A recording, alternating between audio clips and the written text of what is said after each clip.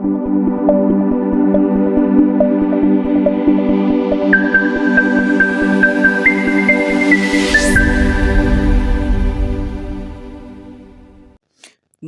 wasikilizaji, karibu sana kwenye kipindi chetu cha habari. Hii ni Kivu News Info ambayo inazidi kusogezea habari hizi magharibi ya leo, tukiwa tarehe 13 mwezi wa 8 mwaka 2026. Mpenzi mtazamaji, kuwa nasi ili uweze kupata habari kutoka ndani ya Jamhuri ya Kidemokrasia ya Kongo, zaidi sana mashariki mwake ambako mapigano makali yamezidi kuripotiwa katika pande mbalimbali kama huko Kalehe na eneo nyingine mbalimbali.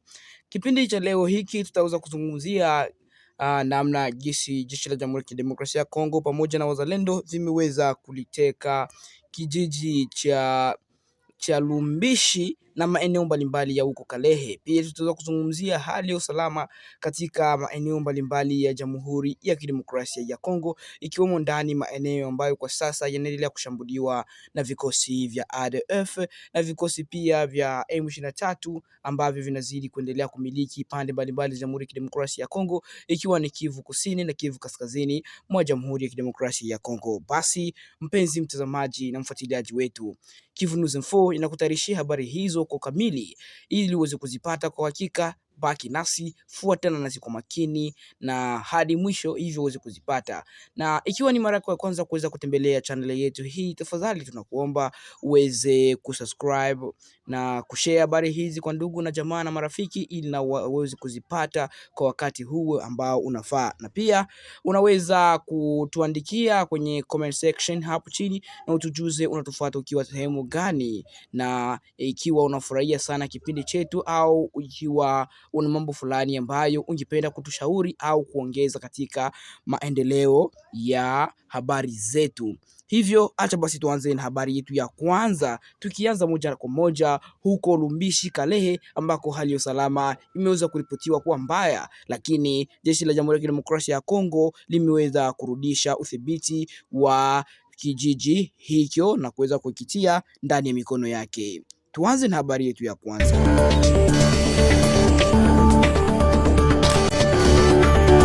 Tuanzie habari zetu huko Kalehe ambako mapigano makali yaliweza kuripotiwa kati ya vikosi vya wazalendo wanaoshirikiana na vikosi vya serikali ya FARDC vikizidi kupigana na vikosi vya waasi wa M23, na hivyo mapigano hayo yaliweza kufanya hadi wazalendo hao kuweza kurejesha maeneo mbalimbali kama vile Chambobo na Kazinga.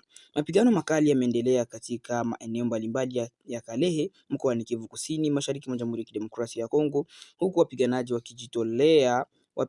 wa kujitolea wanaojulikana kama wazalendo wakidai kurejesha udhibiti wa baadhi ya maeneo yaliyokuwa yakishikiliwa na waasi wa M23. Kwa mujibu wa vyanzo vitatu vya ndani vinavyotoa taarifa zinazofanana, wazalendo wamefanikiwa kuchukua tena udhibiti wa maeneo ya Chambobo na Kazinga katika eneo la Kalehe baada ya mapigano makali kati ya pande hizo mbili. Taarifa zinaeleza kuwa wapiganaji wa M23 walikuwa katika eneo hilo walikuwa chini ya uongozi wa kamanda wa brigadi anayetajwa kwa jina la Nsabimana. Baada ya kukabiliwa na mashambulio makali kutoka kwa wazalendo, wapiganaji hao wa M23 wanaodaiwa kujiondoa katika Chambobo na Kazinga wakielekea katika eneo la Numbi pamoja na kwenye milima yanayozunguka Chamirongi. Kwa mujibu wa vyanzo hivyo, kujiondoa huko kunadaiwa kuwa na lengo la kujipanga upya na kuimarisha vikosi vyao kabla ya hatua nyingine za kijeshi kuweza kuanza. Hata hivyo, hali ya usalama katika eneo hilo bado ni tete, huku mapigano na mabadiliko ya udhibiti wa maeneo yakiendelea kuripotiwa siku baada ya siku. Miongoni mwa maeneo ambayo bado hali yake haijaweza kuwa wazi ni Lumbishi, ambako taarifa zinaonyesha kuwa udhibiti wa eneo hilo umegawanyika katika pande mbili. moja ikiwa ndani ya mikono ya waasi na nyingine ikiwa ndani ya mikono ya serikali. Hii inamaanisha kwamba hakuna upande mmoja unaodaiwa kuwa na udhibiti kamili wa Lubumbashi, hali inayoongeza wasiwasi miongoni mwa wakaaji wa maeneo hayo na wanaotumia njia hizo ili kuweza kusafiri. Wakati huo huo, vituo vya afya katika eneo la Numbi vinakabiliwa na ongezeko la watu waliojeruhiwa katika mapigano hayo.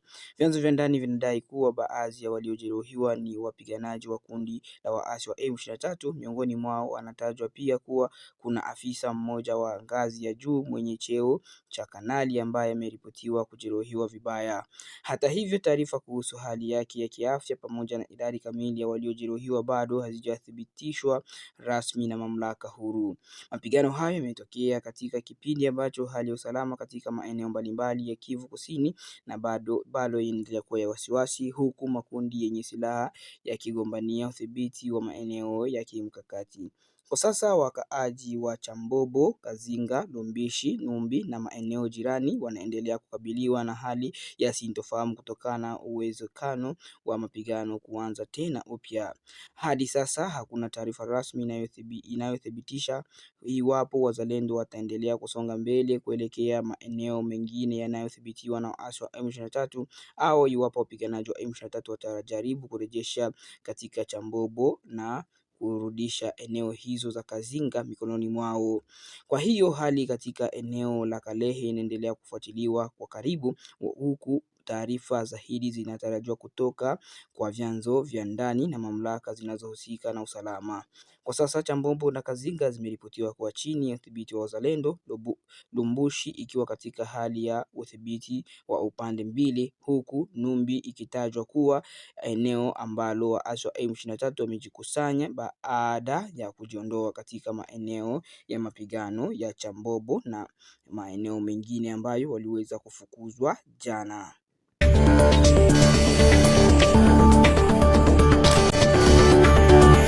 Tuzungumzie pia kuhusu hali ya usalama katika eneo la Kisengo huko Nyunzu. Hali ya usalama bado inatia wasiwasi katika eneo la Kisengo katika eneo la Nyunzu mkoani Tanganyika baada ya kuripotiwa kwa mapigano kati ya wanajeshi wa FARDC na watu wanaojitambulisha kuwa wapiganaji wa wazalendo. Kwa mujibu wa taarifa kutoka maeneo hayo, milio ya risasi imekuwa ikisikika kwa siku kadhaa, hali ambayo imeweza kuongeza hofu miongoni mwa wakaaji na kuhatarisha shughuli zao za kawaida na za kila siku. Taarifa zinasema kuwa siku ya Jumatano tarehe 12 Agosti hiyo jana kulitokea majibizano ya risasi kati ya wanajeshi wa FARDC na watu hao wenye silaha. Kwa mujibu wa mkuu wa eneo la Kisengo Lukombe, watu wawili wanaodaiwa kuwa wapiganaji wa wazalendo waliuawa katika mapigano yaliyotokea Jumatatu iliyopita. Mkuu huyo wa maeneo hayo amesema kuwa hali ya usalama inaendelea kuwa ya tete, huku milio ya risasi ikisikika katika maeneo mbalimbali kwa mfululizo. Kwa mujibu wa maelezo yake, mapigano ya Jumatano ilianza baada ya watu hao wenye silaha kufyatulia wanajeshi risasi na hivyo FARDC walikuwa wakirejea kwa pikipiki kutoka katika eneo la doria iliyofanyika katika kijiji cha Kyoko kwenye barabara ya kuelekea Panda. Tukio hilo limezidisha hofu miongoni mwa wakaaji wa Kisengo ambao sasa wanaziomba mamlaka kuongeza uwepo wa vikosi vya usalama katika eneo hilo ili kulinda raia na kuhakikisha shughuli za kawaida zinaendelea. Mkuu wa Sengo Lukombe amesema amekosoa matumizi ya jina ya wazalendo na watu wenye silaha wanaohusika katika matukio ya vurugu.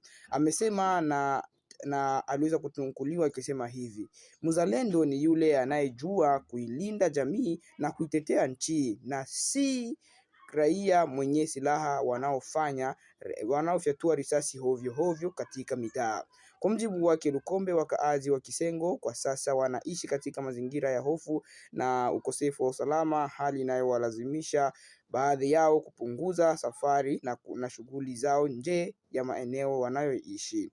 Hata hivyo, serikali ya mkoa wa Tanganyika imetoa ufafanuzi tofauti kuhusu utambulisho wa watu waliohusika na matukio hayo. Waziri wa mambo ya ndani wa mkoa wa Tanganyika, Dox Donat Eyale, amesema watu waliohusika katika matukio hayo hawatambuliwi rasmi na serikali kama wazalendo. Waziri huyu anatangaza kufunguliwa kwa uchunguzi ambao unalenga kubaini utambulisho wa wahusika na sababu zinazosababisha mapigano hayo. Dox Donald Eale ameonyesha kwamba serikali ya mkoa itachukua hatua dhidi ya watu au kundi lolote litakalobainika kuhusika na vitendo vya kuhatarisha usalama wa eneo la Kisengo. Wakati huo huo, waziri huyo amesema kuwa baadhi ya makundi yanayojitambulisha kama wazalendo yameonekana katika maeneo yanayozunguka maeneo ya uchimbaji madini.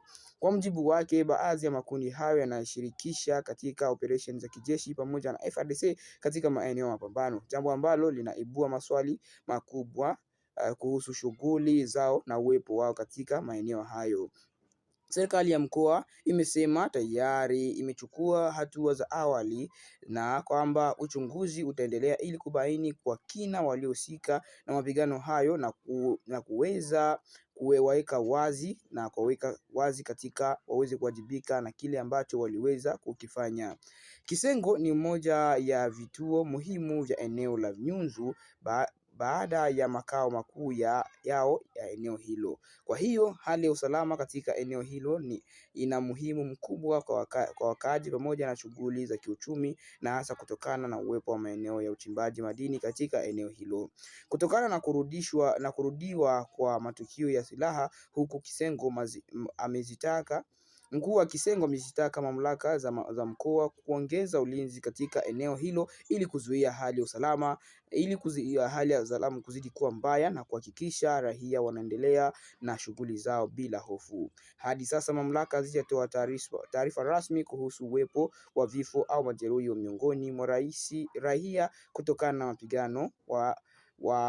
mapigano hayo yaliyofanywa Jumatano. Uchunguzi unaoendelea unatarajiwa kusaidia kubaini chanzo cha mapigano hayo, wahusika na hatua zinazopaswa kuchukuliwa ili kurejesha utulivu katika Kisengo.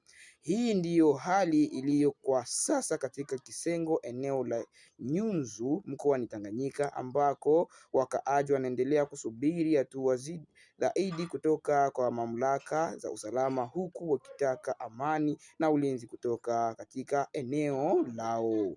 Hizo ni habari ambazo tulikuwa tukikuandalia.